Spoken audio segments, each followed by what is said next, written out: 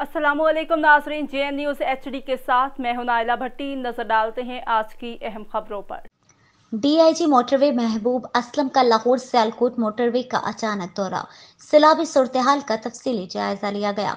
मौसर गश्त और road users की बरवक्त इमदाद की सख्त ताकीद की गई। Muridke Mohammad Naveed, bureau chief Sheikhupura से inspector general national highway motorway police Khalid Mahmood के विजन की रोशनी में डीआईजी महबूब असलम ने लाहौर सियालकोट मोटरवे का अचानक दौरा किया और मुमकिन सैलाबी सूरत-ए-हाल से निपटने के लिए दस्तियाब वसाइल का जायजा लिया।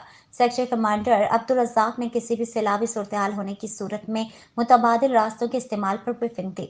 इस मौके पर डीआईजी महबूब असलम ने कहा है कि फील्ड अफसरान हमारा कीमती असासा है, लिहाजा इनके मसाइल तरजीही बुनियादों पर हल किए जाएंगे।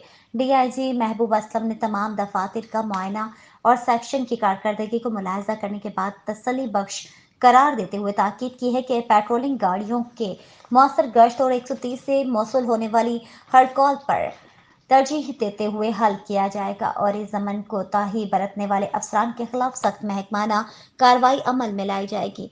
डीआईजी महबूब असलम ने कहा है कि चालान करना हमारा हरगिज मकसद नहीं है।